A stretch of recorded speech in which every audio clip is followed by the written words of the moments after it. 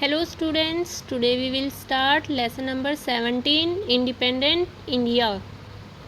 Lesson number 16 में हमने पढ़ा था कि गांधी जी जो थे हमारे वो साउथ अफ्रीका से इंडिया आ गए थे।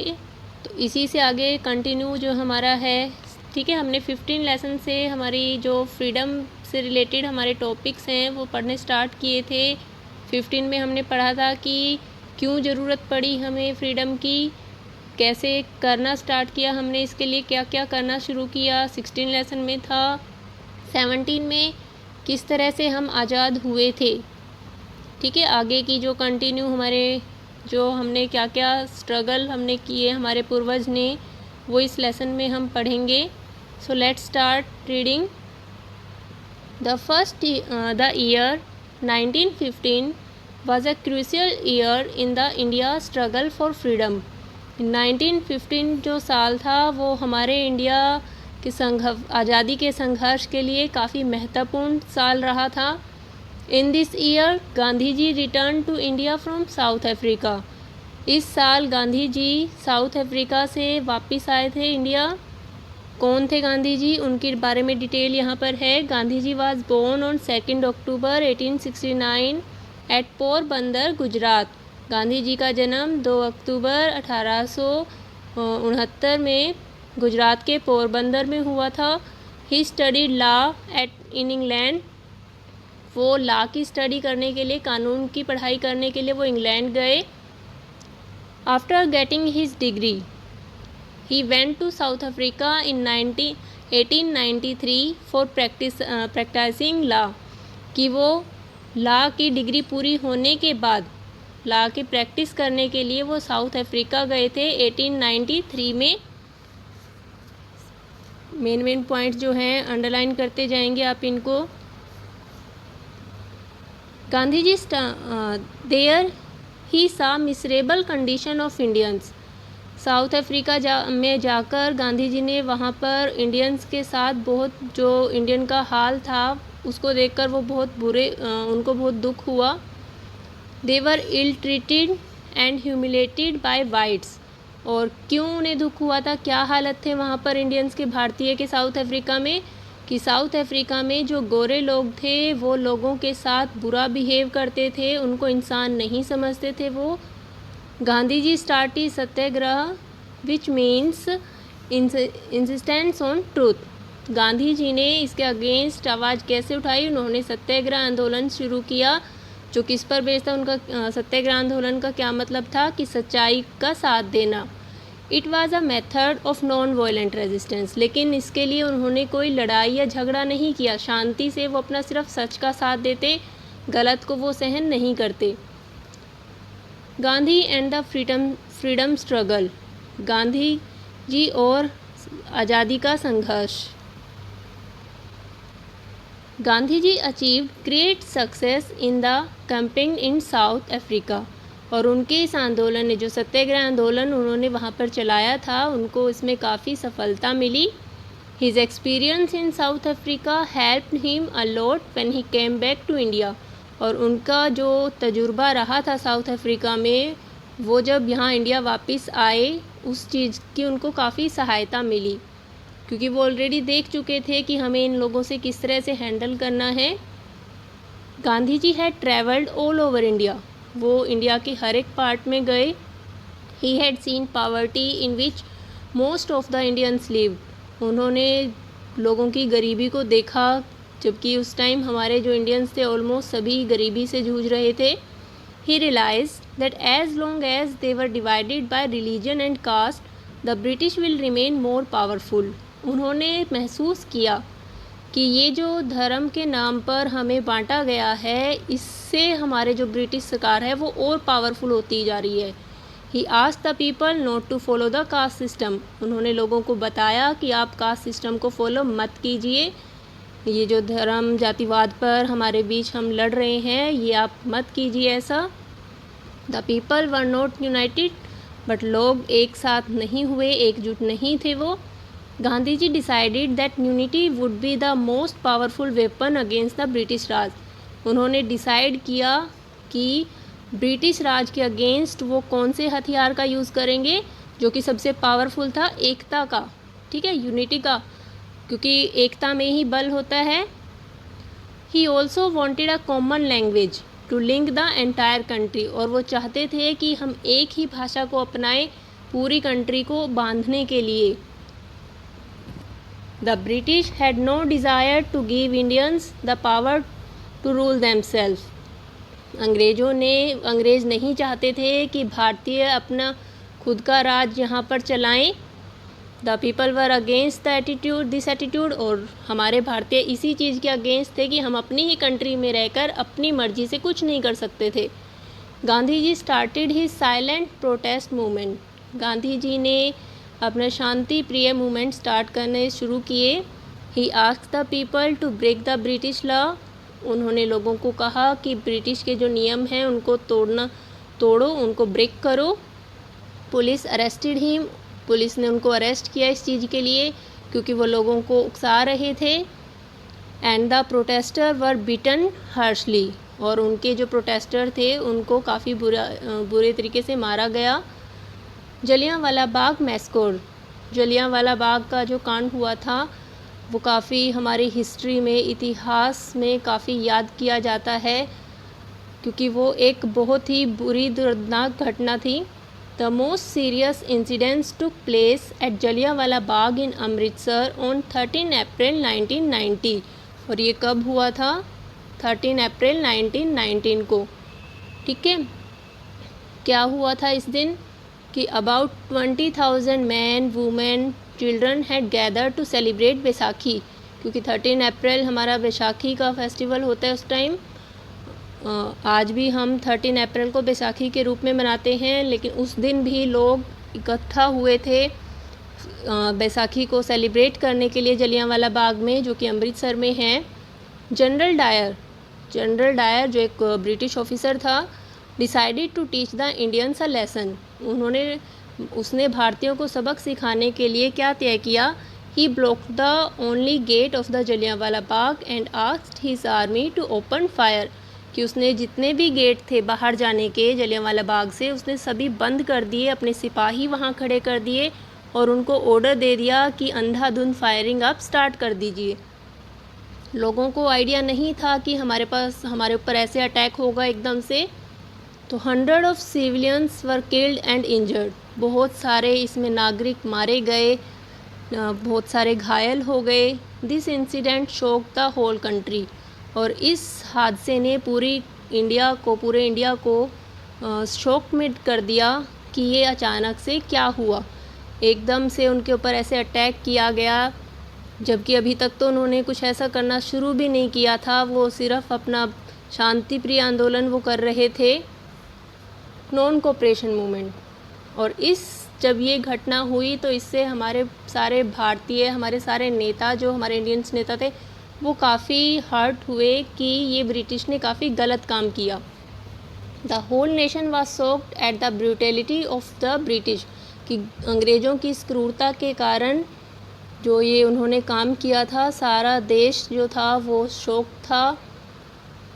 द आंसर वाज सत्याग्रह, लेकिन फिर भी उनका आंसर किस चीज़ से दिया गया? सत्याग्रह से, कि हमें सच का साथ नहीं छोड़ना है, आप चाहे हमारे ऊपर कितने भी आप जुल्म हमारे साथ कीजिए। फाइटिंग विदाउट वायलेंस, लड़ेंगे लेकिन बिना किसी हथियार के, बिना किसी लड़ाई के। This was the beginning of the non cooperation movement. Jallianwala Bagh कांड के बाद नॉन कोऑपरेशन मूवमेंट स्टार्ट किया गया। नॉन कोऑपरेशन मूवमेंट क्या था? असहयोग आंदोलन। कब शुरू किया गया था? 1920 में। Thousands of student left their schools and college to join the movement. 1920 में स्टार्ट किया गया था। बहुत सारे बच्चों ने, कॉलेज जाने वाले बच्चों ने, स्कूल जाने वाले बच्चों ने इसमें हिस्सा लिया और उन्होंने स्कूल कॉलेज को लेफ़्ट कर दिया, क्योंकि स्कूल कॉलेज उस टाइम ब्रिटिश गवर्नमेंट के अंडर थे, तो वो ब्रिटिश को सहयोग नहीं देना चाहते थे, क्योंकि अगर वो स्कूल नहीं जाएंगे तो उनको ब्रिटिश को इनकम नहीं होगी। Gandhi ji wanted that this movement should be peaceful and non violent. Gandhi ji चाहते थे कि ये जो मूवमेंट है, आंदोलन उन्होंने चलाया था, वो शांति प्रिय हो, किसी प्रकार का हिस्सा इसमें ना हो, लड़ाई झगड़ा ना हो। In the meantime, an incident took place at Chauri Chaura in UP. और इसी दौरान चौरी चौरा यूपी में एक जगह है, पुलिस चौकी का नाम था, वहाँ पर क्या हुआ, एक हादसा घटा। Where an excited crowd set fire to a police station and burn 22 policeman alive. जहाँ पर हमारे कुछ भारतीय ने, जो कि काफ़ी तंग थे ब्रिटिश के रूल से और वो शांति से वो देख चुके थे कि नहीं हो रहा कुछ भी, तो उन्होंने आगोश में आकर क्या किया, एक पुलिस स्टेशन को आग लगा दी, जिसमें 22 पुलिसमैन जो थे वो जिंदा जल गए। Gandhi ji felt sorry and decided to call off non cooperation movement. Gandhi ji को इस चीज़ का बुरा लगा और उन्होंने माफ़ी मांगते हुए अपने नॉन कोऑपरेशन मूवमेंट को वहीं पर ब्रेक लगा दिया। उन्होंने असहयोग आंदोलन ख़त्म कर दिया। Some people believe that violence is only answer to violence. कुछ लोगों का मानना था कि वायलेंस जो है हमारा, हिंसक का जवाब हिंसक से ही मिलना चाहिए, कि अगर ब्रिटिश गवर्नमेंट हमारे ऊपर ऐसे जुर्म कर रही है, ऐसे टॉर्चर कर रही है, तो हमें भी शांति से उनका जवाब नहीं देना, उन्हीं की भाषा में उन्हें जवाब देना चाहिए। दे वर नोन एज रिवोल्यूशनरीज। और इन्हें क्या कहा गया, रिवोल्यूशनरी, क्रांतिकारी। उन्हें क्रांतिकारियों का दर्जा उन्हें दिया गया। और हमारे कुछ महत्वपूर्ण क्रांतिकारी जो आज भी हमारे इतिहास में उनके नाम स्वर्ण अक्षरों में लिखे जाते हैं, वो कौन कौन थे? भगत सिंह, चंद्रशेखर आज़ाद, सुखदेव, बीके दत्त, राजगुरु, जतिन दास। 16 लेसन में आपने खुदीराम बोस, ये भी हमारे रिवोल्यूशनरी ही हैं। Withdrawal of Simon commission. Simon commission को नकारना। November 8, 1927, the British government appointed a commission under the championship of Sir John Simon to handle law order situation in India. क्योंकि हमारे जो ये क्रांतिकारी थी, इन्होंने अपना आंदोलन अलग से शुरू किया था, इन्होंने अंग्रेज़ों को उन्हीं की भाषा में जवाब देना शुरू कर दिया था। तो हमारे जो भारत की कंडीशन थी उस टाइम काफ़ी उसमें मतलब विद्रोह छिड़ चुका था। तो ब्रिटिश गवर्नमेंट ने क्या किया, इस सिचुएशन को हैंडल करने के लिए उन्होंने एक कमीशन अपॉइंट किए, ठीक है। सिमोन, जिन सर जोहन सिमोन उनका नाम था, उनको ये जिम्मेदारी दी गई कि आप इंडिया की सिचुएशन को संभालो। It had no Indian member, लेकिन उनके जो उस कमेटी में, सिमोन की कमेटी में कोई भी भारतीय नहीं था। When the Simon commission arrived in India, और जब सिमोन कमीशन अराइव इंडिया आए, जब ये हमारी कमेटी उनकी 1928 में, द पीपल बायकॉटेड इट, लोगों ने इसका बहिष्कार किया। And greeted it with black flag, और उनको काले झंडे दिखाए। काले झंडे दिखाने का मतलब क्या होता है कि हम आपके साथ नहीं हैं। It face the cries of Simon go back, उन्होंने नारे लगाए कि सिमोन वापस जाओ। At this time the relation between the Hindus and Muslim were gradually growing worse, और उस टाइम हमारे जो हिंदू और मुस्लिम के जो आपस में संबंध थे वो बहुत ज़्यादा ही ख़राब हो चुके थे। On 8 April 1929 Bhagat Singh and B K Dutt exploded 2 bombs on the floor of central assembly, कि 8 अप्रैल 1929 को हमारे 2 क्रांतिकारी भगत सिंह ने एंड बीके ने सेंट्रल असेंबली में बम को गिराया। They made no attempts to escape, और उन्होंने ऐसा करके भागने का प्रयास नहीं किया, क्योंकि वो नहीं मानते थे कि उन्होंने कुछ गलत किया है। Bhagat, Rajguru and Sukhdev were sentence to death, और उनको इस काम के लिए फांसी की सज़ा सुनाई गई, उनको फांसी दी गई। Many revolutionary laid down their lives for their Motherland, हमारे बहुत सारे क्रांतिकारियों ने अपनी भारत माता ज़मीन के लिए अपनी ज़िंदगी कुर्बान कर दी है। New leaders join the movement, बहुत सारे लीडर्स ने इन मूवमेंट्स को ज्वाइन किया, इसमें इसका वो हिस्सा बने। Many new leaders join the freedom struggle, आज़ादी का जो ये संघर्ष हमारा जारी था। सम ऑफ देम वर, और उनमें से कौन कौन थे जो न्यू इसमें ज्वाइन हुए थे?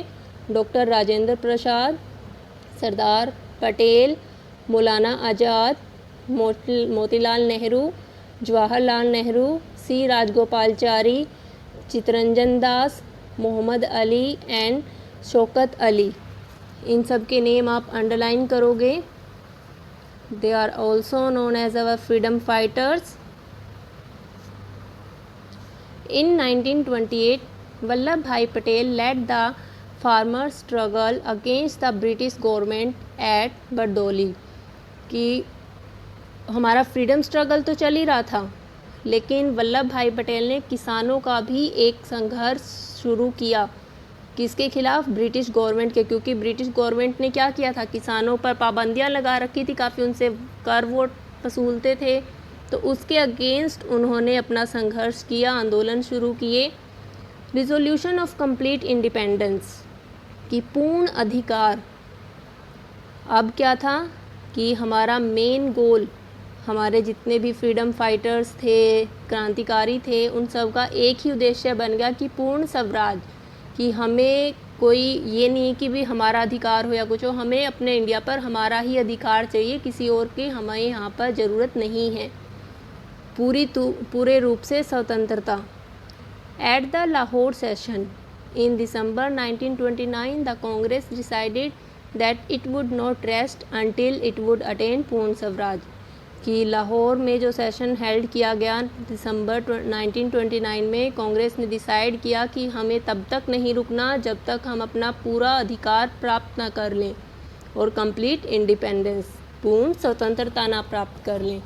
The resolution was passed by an overwhelming majority of delegates. उनके इस संघर्ष में सबने बढ़ चढ़कर उनका साथ दिया। Gandhi ji led the civil disobedience movement against the British in 1930। 1930 में ब्रिटिश अंग्रेज़ों के खिलाफ गांधी जी ने डिसोबीडियंस मूवमेंट स्टार्ट किया, सविनय अवज्ञा आंदोलन, कि उनकी आज्ञा को अवहेलना करना, कि जो ब्रिटिश ऑर्डर देती थी उनको अवहेलना, उनको ना मानना। He walked up to the sea coast at Dandi near Surat and broke the law by making Gandhi ji started civil disobedience movement by breaking the unjust salt law. और गांधी जी ने ये जो अपना मूवमेंट था वो कहाँ से शुरू किया? 1930 में उन्होंने साल्ट लॉ को ब्रेक करने के लिए ये मूवमेंट शुरू किया। नमक कानून क्या था कि ब्रिटिश गवर्नमेंट ने कानून बनाया हुआ था कि कोई भी इंडियन, जबकि देखो हमारे ही समुद्र हैं, ठीक है, हमारे ही यहाँ पर नमक बनता था, लेकिन कोई भी भारतीय अपनी इच्छा से वहाँ से जाके नमक नहीं ला सकता था, उसको वो मार्केट से ख़रीदना था। और मार्केट में क्या था? हमारे ही देश में बनी हुई चीज़ को हमारे से ही वो उसकी कीमत ज़्यादा वसूलते थे वो लोग, ठीक है, जबकि होना क्या चाहिए था, उसकी कीमत यहाँ पर होनी नहीं चाहिए थी। लेकिन जो ब्रिटिश थी वो अपने फ़ायदे के लिए उन्होंने इस पर पाबंदी लगा दी कि ये आपको मार्केट से ही ख़रीदना है और उसी दाम में ख़रीदना है जितने पे वो उसको बेचेंगे।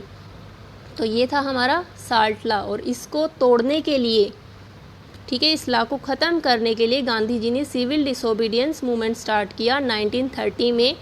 इसके लिए उन्होंने क्या किया, वो दांडी तक, जो दांडी का समुद्री किनारा था वहाँ तक वो सूरत के पास पैदल गए। Broke the law by making and collecting salt, और उन्होंने वहाँ पर जाकर नमक को कलेक्ट किया। और कलेक्ट करने का मतलब क्या था कि उस लॉ को उन्होंने तोड़ा। Thousands of man and womens all over the country took active part in this movement. और उनके इस सहयोग में बहुत सारे हमारे भारतीयों ने, पुरुष नारियों ने इसमें बढ़ चढ़कर भाग लिया, उनकी सहायता की। This journey of Gandhi ji was called Dandi march. और उनकी ये जर्नी यात्रा किस नाम से फेमस हुई? डांडी मार्च यात्रा के नाम से। ओके स्टूडेंट, आज के लिए हमारा पेज नंबर 123 एंड 124 रहेगा वर्क। आपको ये रीड करने हैं और मेन पॉइंट्स, डिफ़िकल्ट वर्ड्स आपको अंडरलाइन करने हैं। Okay student, have a nice day.